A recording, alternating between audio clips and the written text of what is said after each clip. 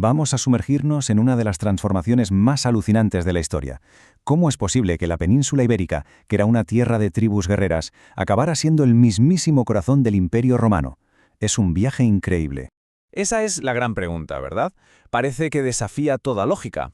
¿Cómo se pasa de la periferia más absoluta al trono del poder mundial? Pues venga, vamos a desentrañarlo, porque la historia tiene miga.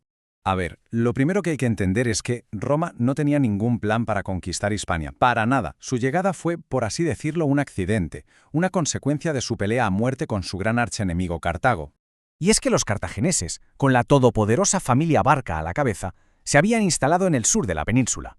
Tenían su base de operaciones en Cartagonova, la actual Cartagena. Para ellos, Hispania era su cortijo particular, una fuente de plata para pagar deudas y sobre todo de soldados para sus ejércitos. Y claro, al final la cosa estalló. Aníbal atacó Sagunto, que era aliada de Roma, y a los romanos no les quedó otra que intervenir. Pero ojo, desembarcaron en Empúries no para conquistar la península, sino con un objetivo muy concreto: cortarle los suministros a Aníbal mientras él hacía su famosa marcha por los Alpes. Total, que para el 206 a.C. los cartagineses ya estaban fuera. Roma había ganado, pero de repente se encontró con un marrón. ¿Y ahora qué hacemos con Hispania? Los romanos pensaron, esto va a ser un paseo, pero se equivocaron y mucho. Se toparon con una resistencia brutal que les costó 200 años de guerra. Hispania se convirtió en una especie de Vietnam para Roma, un auténtico quebradero de cabeza que desangró a sus mejores legiones. Y esta resistencia tuvo dos nombres propios que se convirtieron en leyenda. Por un lado tenemos a Viriato, un pastor que resultó ser un genio de la guerra de guerrillas, y por otro Numancia, una ciudad que llevó el concepto de honor hasta las últimas consecuencias, frente a la apisonadora romana. Lo de Viriato es que es tremendo. Roma era incapaz de derrotarlo en batalla. Sus tácticas eran simplemente letales en ese terreno. Así que, como no podían con él por las buenas, fueron por las malas. ¿Qué hicieron? Recurrieron a la traición. Sobornaron a 3 de sus lugartenientes para que lo asesinaran mientras dormía.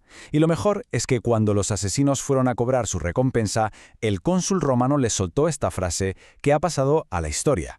Una lección de pragmatismo romano en estado puro. El caso de Numancia fue otra historia. Roma, harta, envió a su mejor general, Escipión Emiliano, y él no se anduvo con chiquitas. Su estrategia fue metódica, fría y cruel. No quería una batalla, quería la aniquilación. Rodeó la ciudad con un cerco de 9 kilómetros, con campamentos, torres, la hizo inexpugnable y simplemente se sentó a esperar. Los numantinos, sabiendo que el final era de la esclavitud, tomaron una decisión terrible. Quemaron su ciudad y se quitaron la vida. Después de 2 siglos de lucha, en Roma por fin entendieron algo. La conquista militar no era suficiente. Habían ganado la guerra, sí, pero estaban perdiendo la paz. Para pacificar Hispania de verdad, tenían que ganarse a la gente. La clave ya no era la espada, sino algo mucho más sutil: su modo de vida. La pregunta era esa, claro. ¿Cómo conviertes a tus enemigos más feroces en ciudadanos leales del imperio? Pues la respuesta que dio Roma fue una auténtica genialidad, una revolución a base de infraestructuras y calidad de vida. En lugar de imponer, Roma sedujo, ofrecía la ciudadanía romana a las élites locales que colaboraban y, sobre todo, construía cosas que cambiaban la vida de la gente. Imagínate vivir en un castro y que de repente te construían un acueducto que traía agua limpia, un puente para cruzar el río, un teatro para entretenerte o unas termas con agua caliente. Eso no eran solo edificios, era la mejor propaganda posible. Ser romano molaba, significaba vivir mejor.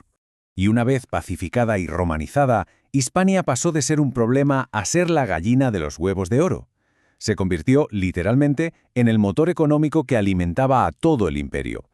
Sus recursos financiaron ejércitos, burócratas y las obras más espectaculares de Roma. Para que nos hagamos una idea de la escala de la que hablamos, solo hay que ver las médulas, en León. Los romanos inventaron una técnica de minería hidráulica brutal. La llamaban ruina montium, la ruina de los montes, y era literal. Reventaban montañas enteras con la fuerza del agua para sacar el oro de sus entrañas. El paisaje rojizo que vemos hoy es básicamente la cicatriz de aquella operación minera a cielo abierto, una locura. Pero ojo, que no todo era oro. La clave de la riqueza de Hispania era su diversidad. El aceite de oliva de la Bética, la actual Andalucía, era el combustible que alimentaba a la gigantesca población de Roma. Y luego estaba el garum, una salsa de pescado fermentado de la zona de Cádiz, que era el producto de lujo más caro y deseado del imperio. Vamos, que Hispania no era solo rica, era absolutamente indispensable. Y así, poco a poco, llegamos al giro final de la historia. Hispania ya no solo exportaba materias primas, empezó a exportar algo muchísimo más valioso: talento. Primero filósofos y escritores, y finalmente, emperadores. Y el primer gran nombre de esta nueva era fue Séneca, nacido en Córdoba, un filósofo brillante que acabó de tutor y consejero del emperador Nerón. De hecho, durante buena parte de su reinado, mientras Nerón se dedicaba a sus cosas, era Séneca quien llevaba de verdad el timón del imperio.